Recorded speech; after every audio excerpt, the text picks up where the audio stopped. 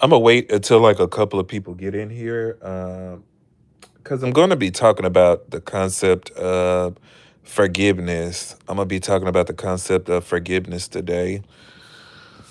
Uh, Hope everybody doing well. If you end up listening to this later on, give me a subscribe, please. Give me a like.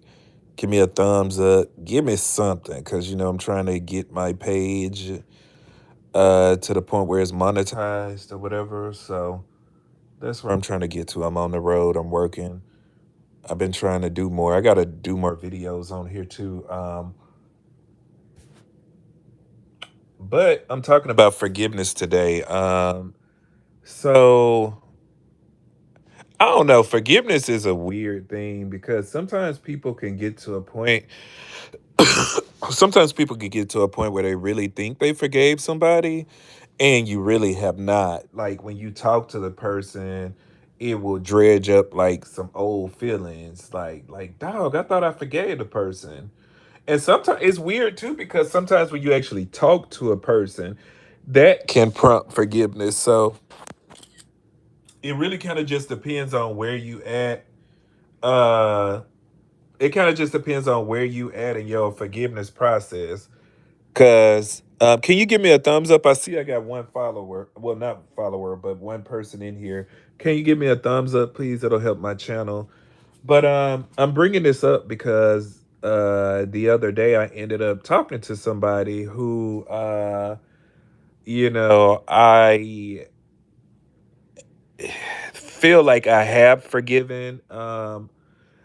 I don't know. It's just such a it's a weird topic to have. Like I think that when people do stuff to people, instead of just carrying on with life, you need to apologize to people. Now, all the time, people don't realize that they even did something to people, but some things are clear. Thank you so much for giving me that thumbs up. Some things are really clear when you have wronged a person.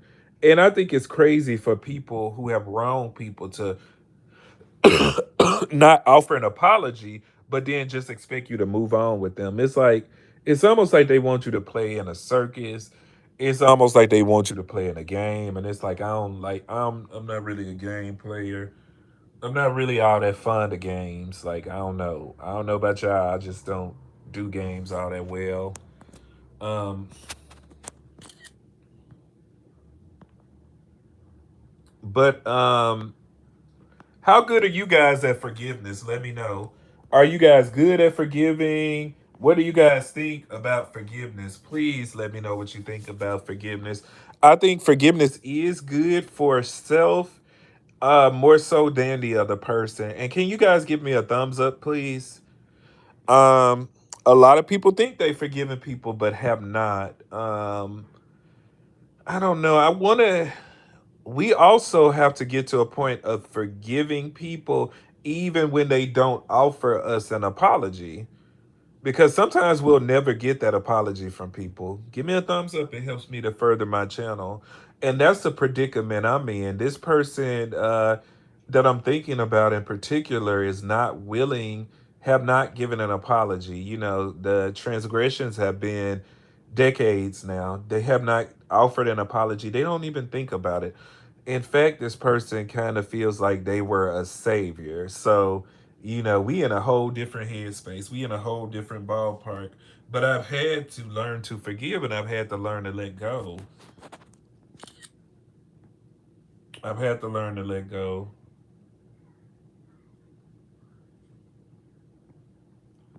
What's up? Thank you for that comment, Nathan. Hope you're doing well.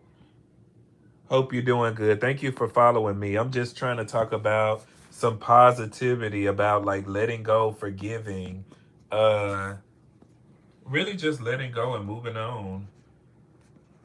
Letting go, moving on, and learning to live. So give me a thumbs up, guys. I want to hear from you guys too.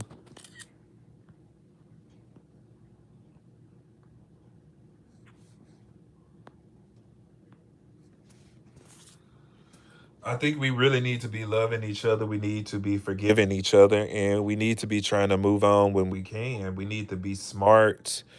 Um, but we also need to be smart who we give our time to as well. You know, these are just some little life lessons. I know y'all got many more. I appreciate you guys for listening. I really didn't have nothing to talk about, but I do think forgiveness is important. I do think taking your time is important. I do think going after your dreams is important. I think that going after your goals is important. I think facing your fears is important. Like, I'm gonna tell y'all about a crazy fear I had the other day. Like, I tell this story all the time. Like, I've been in school a long time trying to finish just a bachelor's degree. I've been in school on and off, and I was talking about facing your fears. For the longest time, I had a fear of writing APA formatted papers. I did it for the first time about a week ago. I made a 100.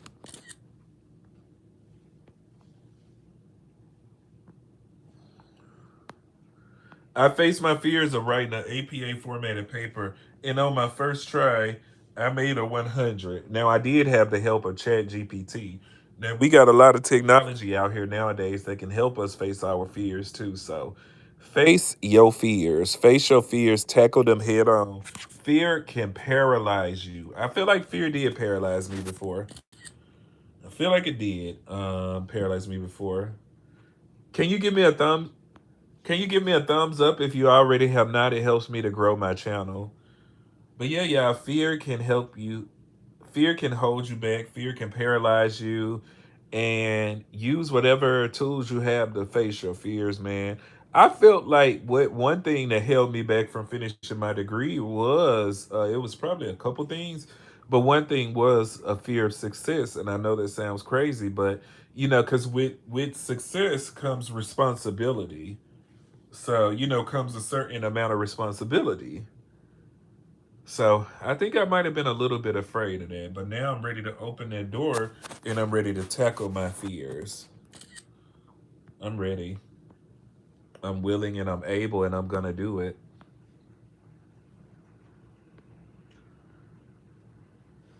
Can you give me a thumbs up if you already have not?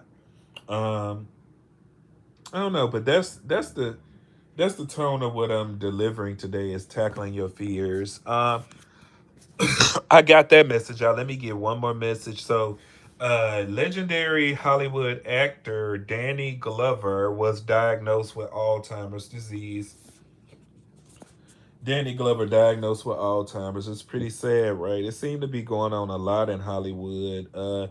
Obviously, this Alzheimer's diagnosis is going to end his career. But Danny Glover has already had a successful career on his own. He starred in a lot of good movies. The Color Purple was a legendary role where he played Mister. We all know Mister. He was a really a pro. He was really an antagonist, the ultimate antagonist in the movie The Color Purple, who kind of hindered Miss Seeley's life, broke up her sister relationship, hid the letters. He was a villain, the true antagonist, the true villain in Color Purple. He was also in those police officer movies with Mel Gibson back in the early '90s or late '80s. I can't remember the name of the movie. Danny Glover just has had many iconic roles that he played in. Fate now facing Alzheimer's in his later years. Pretty sad, right? I hate to hear about that. But hopefully he'll get good care from his family member and caregivers and stuff like that for his next chapter in life. Let's wish him well, keep him lifted up in prayer. What a nasty disease. Hold on 1 second, guys. Can you guys give me anybody who has not given me a thumbs up, please give me a thumbs up. It will help me to further my channel. It will help me to grow my channel. Please give me a thumbs up. Let me see what else is going on in Hollywood news. Uh, I have been talking about this the last couple of days where Oprah Winfrey speculated that Whitney Houston was still high due to Whitney Houston falling off of a stage back in 2009, I believe, when she was going to appear on the Oprah Winfrey Show. I hate the fact that Oprah Winfrey stated, like she knew it for a fact, that Oprah was under the influence of drugs. I hate that she stated this as a fact, as opposed to saying, I speculate that Whitney Houston was back on drugs. I don't know. You don't know for a fact, Oprah. You didn't drug test Whitney. I know you didn't drug test Whitney because Whitney Houston wouldn't allow nothing like that. Whitney Houston bodyguard stated that Whitney Houston was in fact not high on any type of drugs or under the influence or inebriated in any way. He surmised that the stage was indeed dark. He visibly could see that the stage was dark, and Whitney Houston just walked off.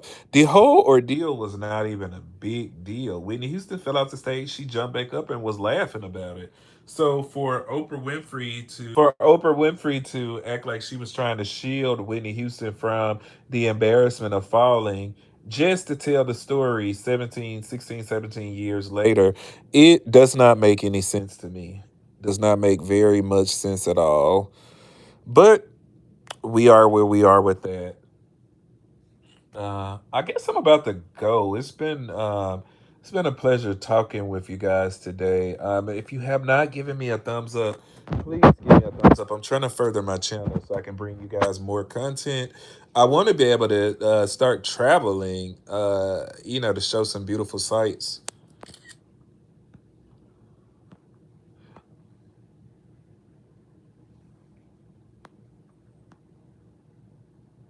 I want to start traveling more to be able to show you guys some beautiful sights. But I'm about to get off here. It's been a pleasure. It's been a pleasure. I may be back on a little bit later on once I let me get something to talk about. Let me get some content going, and then I may be able to come back later on. I will talk to you later.